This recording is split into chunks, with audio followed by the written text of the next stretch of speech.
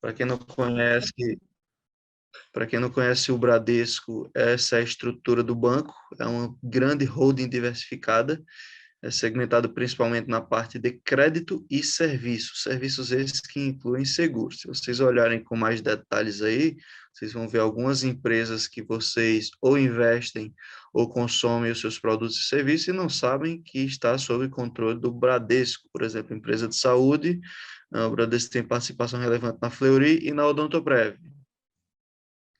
O Bradesco tem participação relevante na Cielo, o Banco Digio, que acredito que muita gente pensava que seria um banco digital independente, mas é 100% do Bradesco.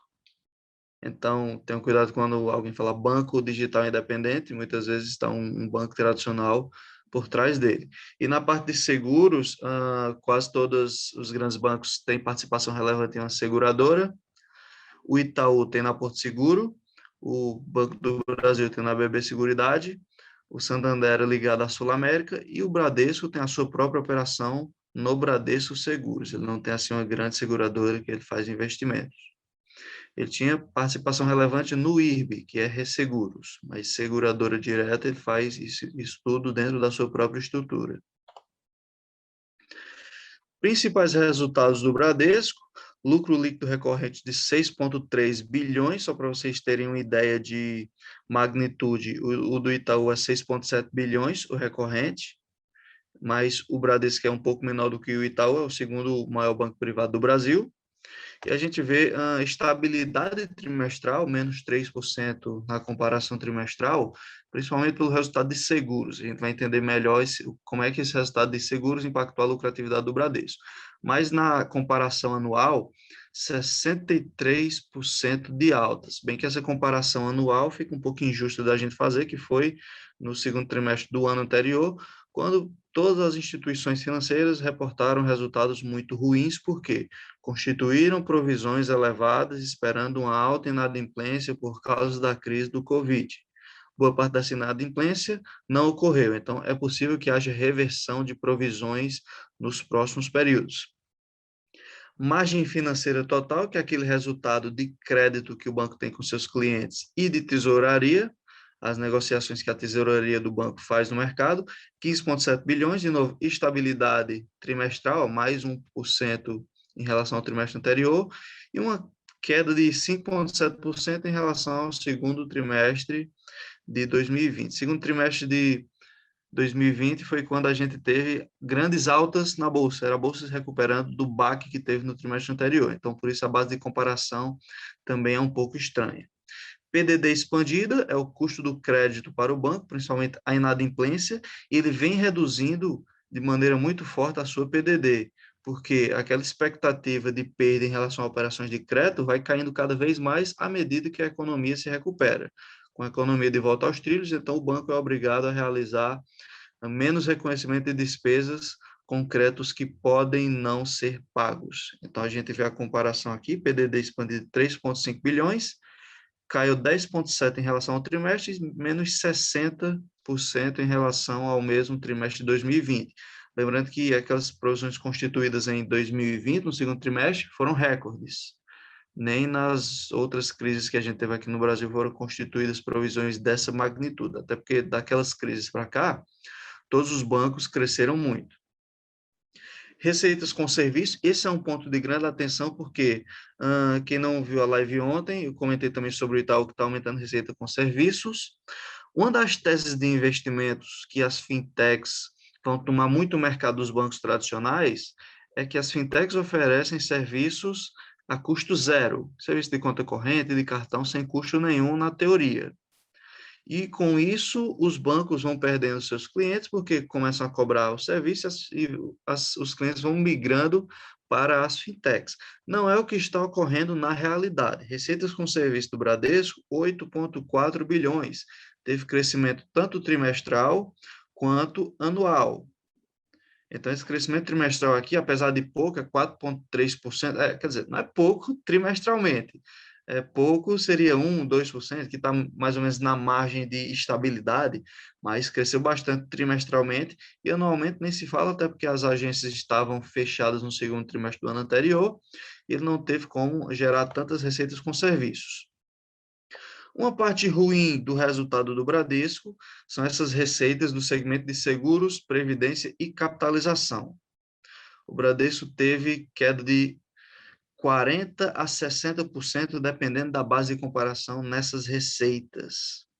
Suas receitas chegaram a 1,57 bilhão. A gente vai ver mais para frente o que foi que ocasionou essa queda nas receitas, mas quem viu o resultado ontem de BB Seguridade já tem uma pista. ROI recorrente gerencial é uma das principais métricas que a gente utiliza para se avaliar instituições financeiras. O ROI que eles conseguem gerar, o retorno sobre o patrimônio líquido, nesse momento está mais ou menos estável, caiu 1,1 ponto percentual em relação ao trimestre anterior, no primeiro trimestre desse ano, mas avançou 5,7 em relação ao segundo trimestre de 2020. De novo, uma base de comparação fraca, eu prefiro comparar com esse trimestre. Ainda está um pouco baixo, eu vi o ROI gerencial do Bradesco chegar a mais ou menos 20% no quarto trimestre de 2020, mas também é um trimestre sazonal, onde bancos têm operações, tem maior volume de operações no final do ano, mas está caindo um pouco. Pode ser um ponto de sensibilidade no valuation do banco. Índice de eficiência. O índice de eficiência é quanto das despesas correspondem às receitas totais. Então, para que um banco, quanto menor esse índice, mais eficiente é o banco. Então, a gente vê que ele apresenta relativa estabilidade em relação aos períodos anteriores. Apesar de ter aumentado um pouquinho trimestralmente e anualmente, quer dizer que as despesas estão compondo um pouco mais das receitas. Se bem que a gente tem que considerar essa queda de 40% a 50% a 60% nas receitas de seguros, capitalização e previdência. Carteira de crédito, um avanço tímido trimestralmente, uma carteira bem volumosa, 726. De novo, sob título de comparação, a do Itaú é 900 bilhões e cresceu 12% ao ano, a do Bradesco cresceu 9%. E aqui a gente vai ver mais detalhadamente cada componente do resultado do Bradesco. Aqui a gente... André, antes de entrar nesse ponto aí, acho que vale só um comentário bem rápido, se puder voltar no slide, lá naquele ROI, que o banco está reportando aí uma faixa de 18% de ROI. Quando a gente usa um modelo para avaliar o ROI que está implícito no preço atual, o mercado está precificando um ROI na faixa de 12%, 13%. E o banco está conseguindo reportar 18. E aí você pode entender, mas por que isso está acontecendo? E aí tem todas as narrativas aí envolvendo concorrência com fintech que o Carlos colocou.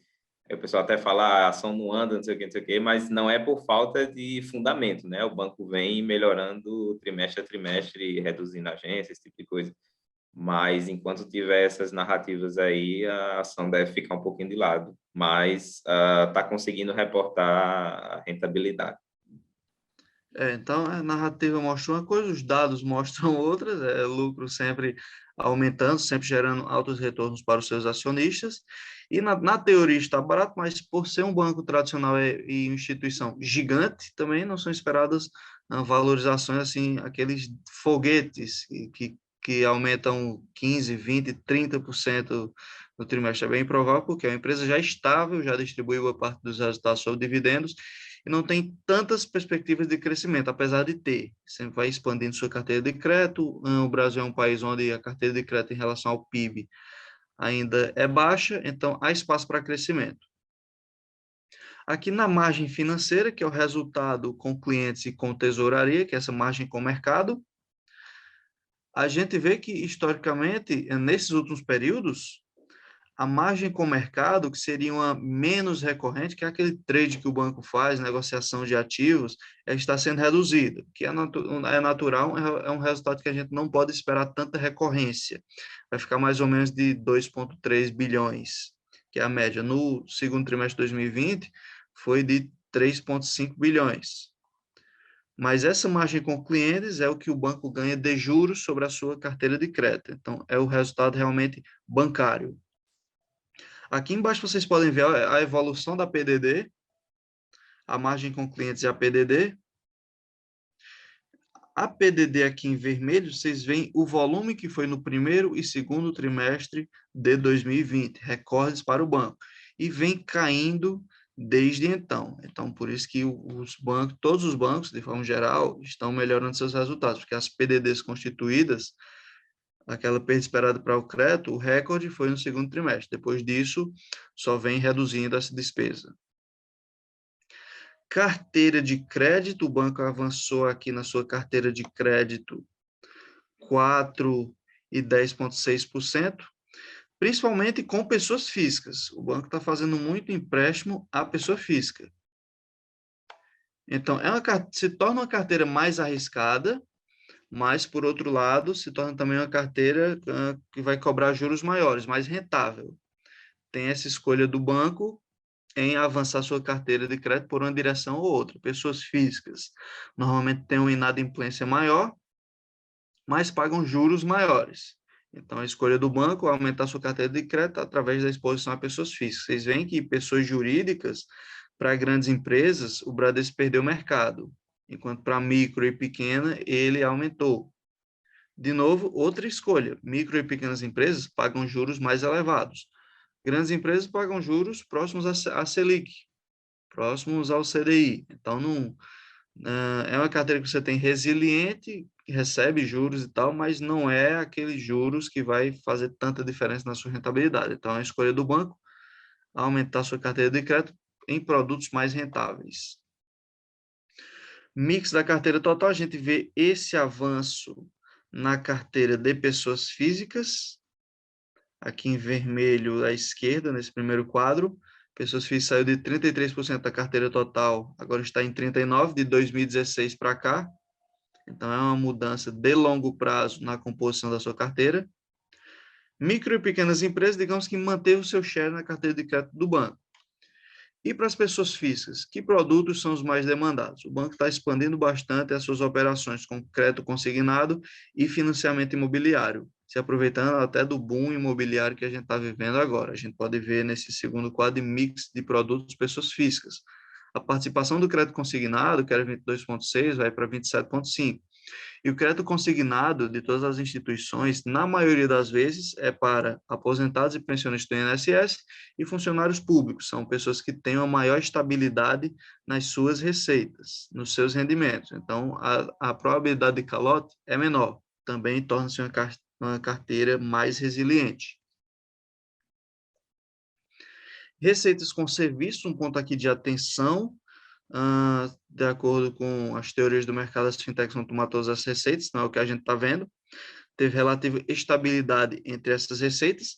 Aqui, de maneira até surpreendente, rendas de cartão estão aumentando e de conta corrente também. Era esperado que com o Pix houvesse queda nessas receitas. Então, ele está batendo todas as projeções, está mantendo receitas mesmo com a entrada em operação do Pix.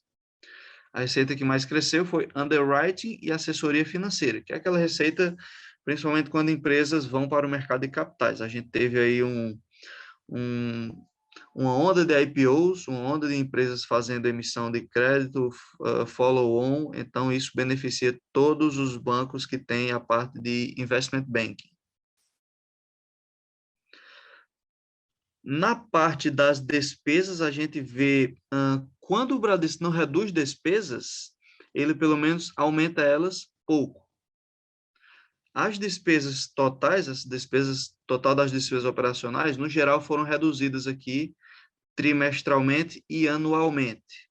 Então, a gente vê um bom controle de custo do banco. Nas despesas de pessoal, teve crescimento de 1% no trimestre, 5,9% na comparação anual, mas principalmente por resultado não estrutural. Como assim resultado não estrutural? Participação nos resultados. Como o banco teve um melhor resultado, então ele também vai ter uma maior divisão desse resultado para os seus funcionários. Mas, no geral, dos grandes bancos, o Bradesco é um dos que mais está reduzindo as suas despesas. A gente vê também corte de despesas, principalmente na redução de agências. Agências estão sendo reduzidas ou sua forma de operar está sendo modificada, de modo que o banco ele vai reduzindo os custos de manutenção dessas agências. Então, o Bradesco está sendo bem agressivo nisso.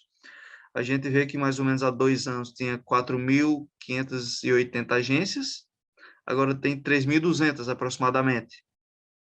Então, redução de quase 1.400, 1.300 ou 1.400 agências. Está sendo bem agressivo nessa redução de custos em relação às agências.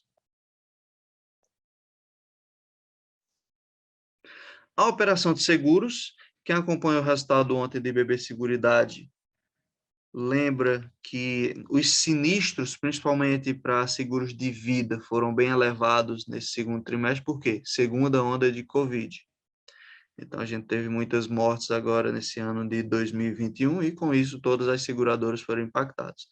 O resultado operacional da operação de seguros caiu 50% a 60% aqui, o resultado operacional, mais ou menos 1 bilhão, o resultado líquido 655. Foi mais ou menos 1 bilhão de queda de um ano para o outro. Então, a gente vê de onde veio a redução de 1 ponto percentual no ROI do Bradesco. Com o avanço da vacinação, espera-se que esse resultado seja revertido e que o banco volte a ter elevados retornos na sua operação de seguros. Aqui o resultado consolidado. A participação desses seguros nos resultados, vocês podem ver que foi sendo reduzida à medida que a sinistralidade aumentou. O ROI, apesar de cair um pouco, se manteve em linha, mais ou menos 1,1 de queda em relação ao trimestre anterior, mas avançou bastante em relação ao segundo TRI. E o índice de eficiência também não tem grande variação. No guidance para o ano de 2021, o Bradesco alterou apenas uma projeção. O guidance que ele estava mantendo era bem positivo, só que os resultados de seguro, previdência e capitalização vão ser bastante reduzidos. Onde esperava-se um crescimento de 2% a 6%, vai ser revisada para uma queda de 15% a 20%. Atualmente está próximo a 30%. Então, essa queda vai diminuir, mas não vai ter crescimento nesse segmento. Ao mesmo tempo, aqui na PDD expandida, ele esperava 14 a 17 bilhões, mas no primeiro semestre, quando a gente deveria ver uma PDD maior, foi mais ou menos na parte inferior dessa faixa, 14 bilhões, que é o próximo aqui de o que seria 2 vezes 7,4. Pronto, pessoal, encerro aqui a apresentação de Bradesco e vou passar para o Arlindo começar a comentar sobre Ômega. E aí, pessoal, vou compartilhar minha tela aqui, só um segundo.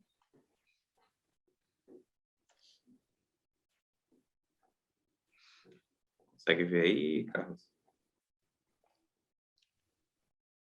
Consigo, pode continuar. Boa. Então, vamos falar aqui um pouquinho sobre o resultado de Ômega, geração de energia. Como é uma empresa que nem todo mundo acompanha, então, para quem não conhece, a Ômega, na verdade, ela tem uma carteira de investimentos em empresas com geração de energia renováveis, com foco ali em eólicas e hidrelétricas. Tem vários ativos aí distribuídos pelo Brasil.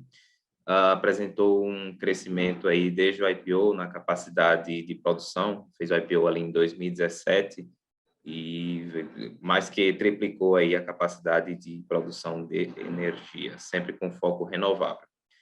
A distribuição da receita da empresa nas energias nas fontes de receita, né? Tem ali basicamente 80% em energia eólica, 8% em energia na geração hidrelétrica e 15% na comercializadora, ali para vender para outras empresas que queiram adquirir energia ali direto da fonte. Desempenho das ações desde o IPO, mesmo ela triplicando ali a geração de energia, a capacidade, né, de geração de energia, ela dobrou desde o IPO, foi ali feito em 2017, apresentando aí a valoração de 110%. Já avaliei essa empresa, acho que um ano atrás, mais ou menos, estava bem precificada na época que eu olhei, mas pelo resultado que ela apresentou hoje, me chamou um pouquinho a atenção, principalmente o crescimento de receita. E aí eu vou mostrar direitinho um pouco mais adiante. Para quem quiser estudar com mais calma essa empresa, ela tem mais um perfil de crescimento, tá, pessoal? Então, é uma empresa que tem até uma alavancagem bem considerável ali, dívida sobre patrimônio líquido, faixa de 1,5 vezes, Então, ela ainda precisa reter muito lucro, muito resultado para desalavancar e para sustentar o seu crescimento, dado que ela cresce quando ela adquire novos ativos. Então, ela adquire lá o complexo de geração de energia eólica, por exemplo, e tem que fazer todo o CAPEX para deixar aquilo instalado e operante. Quando aquilo está operante, aí sim começa a geração de caixa, e à medida em que ela vai gerando energia, ela vai fazendo a venda disso no mercado. Ela cresce basicamente via aquisições de outras empresas e de novos parques de geração de energia. Então, precisa aí reter bastante resultado ainda antes de fazer as distribuições. Resultado trimestre contra trimestre, né? Ano contra ano. A receita líquida apresentou aumento aí de 100%. Então, dado a aumento aí na capacidade instalada, aumentou 56% e a receita dobrou. Todavia, se a gente olha ali o lucro bruto da empresa, ele foi um pouquinho impactado, de acordo com a companhia, por alguns custos de manutenção lá nos complexos Delta e Chuí, que tiveram aí aumento de 33% e 10% respectivamente. Conforme a empresa, esses custos eles são não recorrentes. Então, tanto é que não foi contabilizado como CAPEX, né? Então, é custo de manutenção mesmo. Tirando isso aí, se a gente olhar aí para o crescimento da receita, aliado com a capacidade instalada, temos um belo crescimento de 100%, praticamente. Também, de acordo com a empresa, se a gente olhar também os resultados históricos, ela costuma apresentar resultados mais fortes no segundo semestre, tá? Então, esses resultados do primeiro e segundo tri, sempre se a gente olhar ano contra ano, costumam ser um pouquinho menores quando a gente compara com os resultados do segundo semestre. Então, dado esses custos aí não recorrentes, de acordo com a empresa, o custo subiu um pouco mais do que a receita. Então, isso vai impactar um pouquinho lá na margem bruta, lá na frente. Quando a gente olha para as despesas, a gente vê aí um crescimento bem acentuado de 1000%, mas aí as despesas lá em 2020 estão um pouquinho contaminadas por uma receita não recorrente, dado uma compra vantajosa lá do complexo de Assuruá. O que é essa compra vantajosa, só para o pessoal entender? Quando uma empresa compra outra pagando um ágio abaixo de seu valor de mercado, então a empresa vale 100 e eu paguei 80. Esses R$20 é uma receita reconhecida lá como compra vantajosa pela empresa. Então, essa variação aí, quando vocês estiverem estudando com mais calma a empresa, lá em 2020 a gente tem essa compra vantajosa contabilizada como receita de R$60 milhões. Então, na verdade, essas despesas no segundo tri de 2021 estão no padrão ali que a gente considera normal, digamos assim. Se a gente olha ali para o resultado financeiro, ela ainda é uma empresa um pouquinho alavancada, tá? Dado que ela precisou captar bastante dívida e fez o IPO lá atrás para fazer os investimentos nos complexos geradores de energia. Então, se a gente olha ali dívida líquida, a variação dela, ela aumentou um pouquinho no primeiro trimestre de 2021, de 3,5 bi, comparando 2020 com 2021. Então, se eu tenho mais saldo de empréstimos, eu também vou ter mais despesas com juros. Então, a gente tem aí esse aumento no resultado financeiro. Finalmente, se a gente olha a capacidade de geração de caixa da empresa medida pelo EBITDA, a gente tem um crescimento aí de 23%. Aí você pergunta, pô, Arlindo, como é que a empresa aumentou aí despesas, aumentou o resultado financeiro e ainda assim cresceu o EBITDA? No EBITDA da empresa, a gente não computa resultado financeiro, nem computa depreciação e amortização, nem os impostos. Então, a gente lê esse indicador como a capacidade de geração de caixa da empresa, dado a sua atividade operacional. Então, se ajustarmos aí resultado financeiro, imposto de renda e contribuição social e depreciação e amortização, temos aí um crescimento de 24% do EBITDA.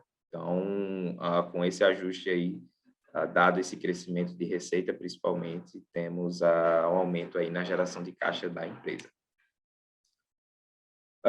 Falar aqui um pouquinho das margens também da empresa, dado aquela pressão lá nos custos, que, segundo a empresa, são não recorrentes, se a gente compara o segundo trimestre de 2020 com o segundo trimestre de 2021, caiu um pouquinho ali dos 24% para 21%, então, pressionado pelos aqueles custos que eu comentei lá atrás, que, segundo a empresa, são custos não recorrentes. Então, a gente pode até considerar que nos próximos trimestres, se não houver mais custos de manutenção nesse sentido, a empresa deve manter aí a sua margem bruta nessa faixa de 20%, 24%. Margem EBITDA também sofreu um pouquinho quando a gente compara com o segundo TRI de 2020. E, finalmente, na margem líquida, para essa empresa fica um pouquinho complicado olhar a margem líquida, dado que, como ela ainda está no processo de maturação de todos os seus investimentos, muitos trimestres ela vai reportar prejuízo, como foi esse caso, dado principalmente resultado financeiro, como a gente viu lá atrás. Então, não considero um bom indicador para esse tipo de empresa. O resultado vai estar bem contaminado por despesas financeiras geradas lá pelos empréstimos. Na medida em que a empresa for desalavancando, aí sim, essa margem líquida passa a ser um bom indicador.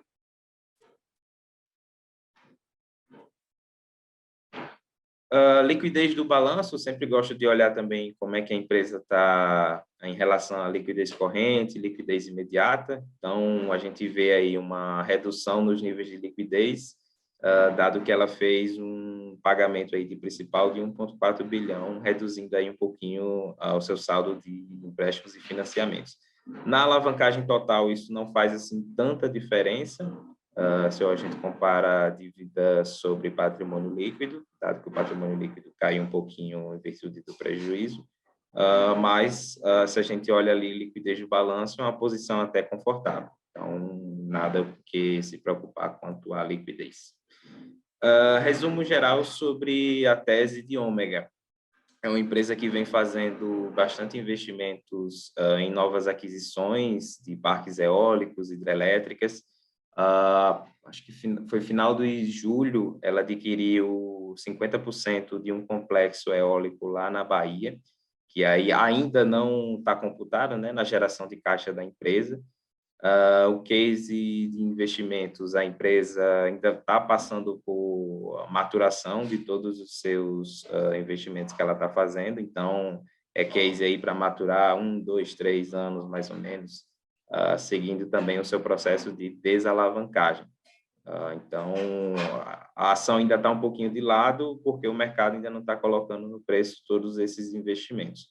Mas, dado o crescimento de receita, principalmente, e de EBITDA, considero até que os resultados não foi nada surpreendente, mas considero que os resultados foram bons. Vou interromper aqui meu compartilhamento. O pessoal está pedindo resultado de Gerdau. Gerdau, o resultado acabou de sair, aí a gente não teve tempo de analisar. Agora a gente vai falar do resultado de XP, tá, pessoal? Bem rapidinho, André. Gerdau, vocês podem olhar já alguns highlights que tem lá no Mover, tá, pessoal? Abre lá o Mover e aí você já vê alguns detalhes do resultado. Isso, mas eu estava olhando aqui, veio ótimo o resultado da Gerdau. Aumentou margem EBITDA, aumentou margem líquida, lucro, volume vendido, veio muito bom esse resultado. Quem estava esperando vai gostar bastante. Acredito que amanhã que a gente vai ter uma discussão mais aprofundada desses resultados, tá, pessoal? Vou compartilhar aqui minha tela de novo, só um minuto. XP, para quem investe na XP, começando aqui com os highlights. A parte da XP é principalmente investidor, pessoa física. Tem uma parte institucional, mas tem menos participação nos resultados. A empresa teve crescimento de 88% nos assets under custody, seriam os ativos sob custódia, quase 100% de um ano para outro, então a gente vê um crescimento exponencial nas atividades da XP, e o principal desse crescimento não foi aumento do valor desses ativos, foi injeções líquidas de capital. Então, entrou muito capital para que a XP realize a sua custódia. A parte de banking, aqui no portfólio de crédito, ainda é bem incipiente, tem uns 6,8 bilhão de reais em carteira de crédito, então a XP ainda não está gerando tanto dinheiro nessa parte de banking. Aqui, como eu disse, estão as receitas da empresa. De um ano para cá, aumentou mais ou menos 1,2 bilhão. Esses resultados são todos em reais, então mais ou menos 57% de aumento. Aí, novamente, essa parte do retail, que é o investidor, principalmente pessoa física, investidor de baixa, média, alta renda, family office, é o que traz o principal share da receita da XP.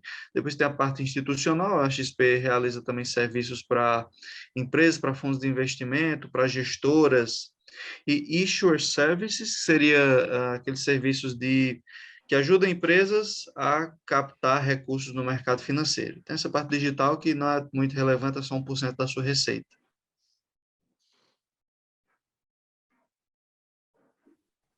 A gente vê um grande crescimento aqui no EBITDA da XP.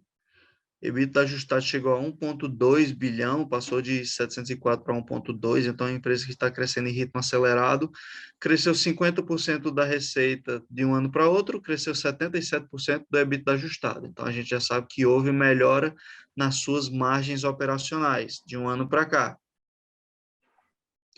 Lucro líquido ajustado também quase dobrou de um ano para outro, foi de 565 milhões para 1 bilhão aproximadamente, 83% de ganho, de aumento em relação ao ano anterior. Margem líquida 29,4 há um ano atrás, agora está 34,2. Então a XP ela justifica esses múltiplos tão elevados pagos nas suas operações. Um problema da XP é que a concorrência do BTG com ela está aumentando bastante. Muitos clientes de alta renda estão migrando da XP para o BTG. Aí isso pode gerar uma queda nas receitas da empresa para o futuro. Se bem que é um mercado ainda grande a ser explorado por esses dois gigantes, o crescimento nesses próximos trimestres vai continuar sendo elevado, mas à medida que o mercado se afunila, que a concorrência aumenta, até porque estão chegando novos players, entrou agora BR Advisors, Banco Modal também fez o IPO e está um pouco mais capitalizado, então vai aumentando também a concorrência nesse setor, além dos bancos tradicionais que já operam e não vão querer perder share nesse mercado tão lucrativo. Eu vou abrir aqui o guia de modelagem, que fica melhor para vocês verificarem. A XP disponibiliza esse guia para que a gente possa acompanhar melhor as suas operações.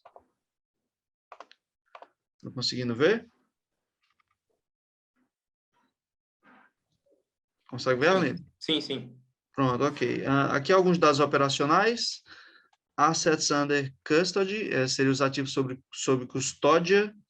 Aumentar aqui um pouco. A XP tinha 144 bilhões no primeiro trimestre de 2018 e foi só avançando. Foi para 817 aqui no segundo trimestre desse ano, quase 100% em relação a esse trimestre. Clientes ativos também de 2,3 milhões para 3,1 milhões. Então, é um grande incremento no seu share de clientes. E agora, na DRE, a gente tem aqui o Gross Revenues, que é receita bruta. A gente vê um crescimento também exponencial da receita bruta, que chega aqui na receita líquida. Retirando as despesas, quando a gente passa por EBITDA, a gente vê incremento das margens. Olha aqui a margem EBITDA da XP saiu de 31, aí vai avançando lentamente, oscila entre os 36 e 37, agora chegou a 41, nesse segundo trimestre. Apenas no primeiro trimestre de 2018 que essa margem chegou a valores próximos, claro, considerando o EBITDA ajustado. Então, é uma empresa que está ganhando muito em eficiência, e esse ganho deve aumentar nos próximos períodos. A mesma coisa aqui ocorre com o lucro líquido. A gente está aqui, Net Income Adjusted. o lucro líquido vai avançando à medida que a empresa cresce. A melhor margem líquida agora nesse ano de 2021, nesse segundo trimestre. Então, a empresa que está sendo impulsionada, está conseguindo escala. É um gigante agora do mercado financeiro, está conseguindo muita escala e está conseguindo ter margens bem superiores ao que tinha no passado.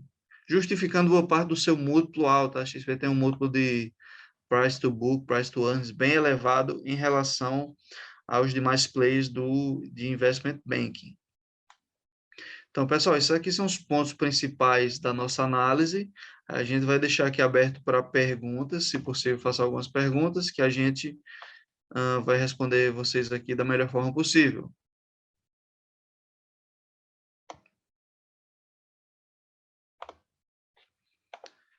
A de Gerdau que perguntaram é amanhã. Dá uma olhada no calendário aqui. Vocês podem abrir a aba do TC. Deixa eu abrir aqui.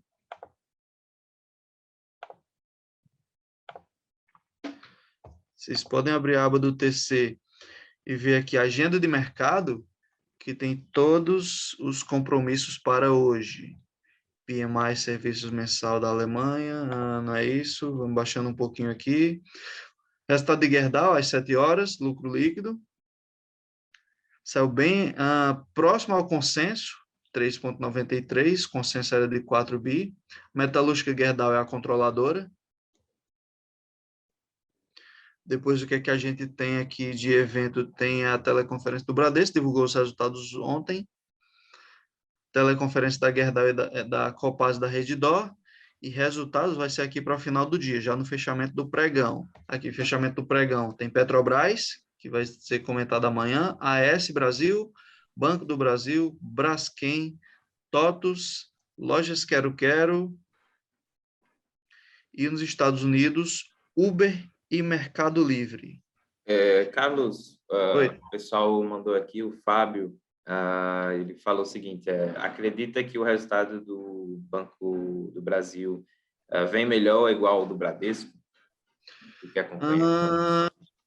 Deve vir em linha porque o Banco do Brasil também tem seguradora, uma seguradora grande, que é a BB Seguridade. Aí o resultado do BB Seguridade foi bem ruim, queda de 20% a 30% nos resultados. Então, deve chegar um resultado mediano.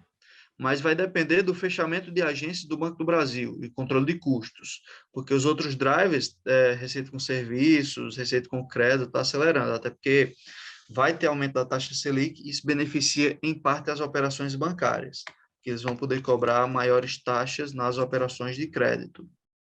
Esse é um ponto interessante também, porque, diferente dos bancos privados, os bancos privados são muito grandes e eles são mais lentos nesse processo de digitalização, e o Banco do Brasil, dado que é estatal, É mais tende lenta até a ainda. ser mais lenta ainda. Então, quem investe nesses bancões aí, paciência, paciência, paciência. Você vai ser remunerado ali pelos dividendos, pode ter alguma recompra de ação, bonificação, mas não é como o Carlos falou, não vai dar 30% aí em alguns meses. É remuneração passiva, tá? Então, aí tem que ver também a diversificação e alocação no seu portfólio, comprar um pouquinho de ações de crescimento e tal. Felipe, ele pergunta aqui o seguinte, como que estão os múltiplos da XP versus o BTG? Os dois são muito esticados, né, André? O BTG está 4, preço-valor patrimonial está um múltiplo de 4, e preço-lucro está em 27. O XP a gente consegue ver aqui no Matrix? Ou só empresas dos Estados Unidos não consegue? Os da XP eu não lembro. Deixa eu ver se tem aqui no release.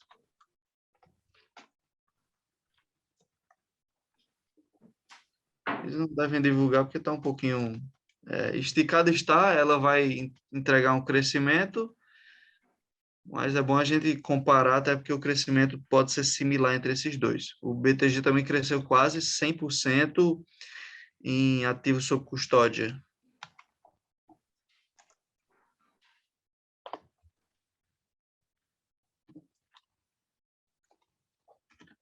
Só se eu ver aqui no Yahoo Finance.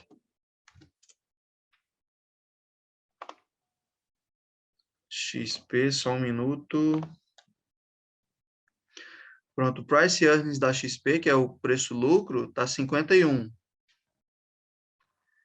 E o preço-valor patrimonial não está aparecendo aqui. Estatísticas, financials.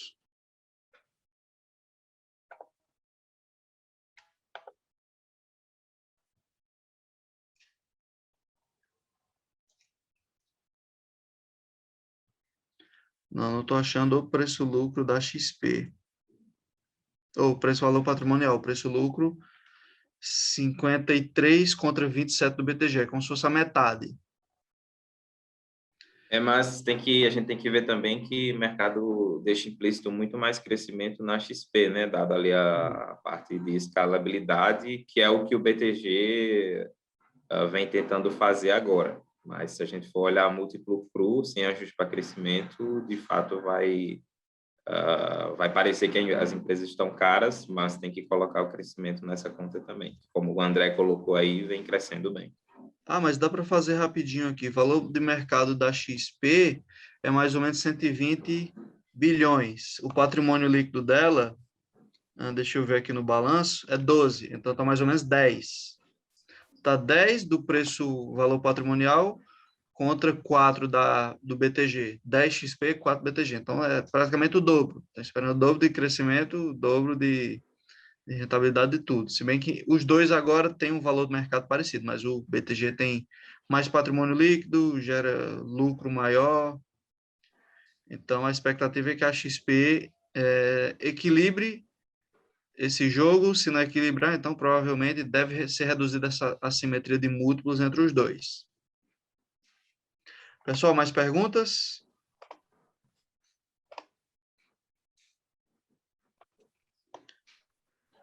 Sem mais perguntas por enquanto. Acredito que a gente já pode encerrar. Lindo, quer dar uma mensagem final aí para o pessoal? Bom, pessoal, obrigado pela presença de vocês. A gente vai acompanhando aqui mais resultados. Pelo menos eu estou gostando dos resultados que estão sendo publicados. Só um pouquinho de atenção nessas comparações anuais, principalmente com instituições financeiras, dado esses níveis de provisões de 2020. Quando for comparar aí com 2021, vai ter alguns pontos aí que vão estar bem assimétricos. Mas é isso, a gente continua a cobertura aí nos próximos dias. Obrigado, Carlos. Obrigado, pessoal. Bom dia para todo mundo. Então, pessoal, bom dia para vocês. A gente agradece que tenham comparecido. Voltamos amanhã. Amanhã, agenda cheia, tá, pessoal? Deve ter bem mais resultados do que a gente viu hoje. Então, a gente espera vocês lá de novo. Tchau, tchau. Valeu, pessoal. Um abraço.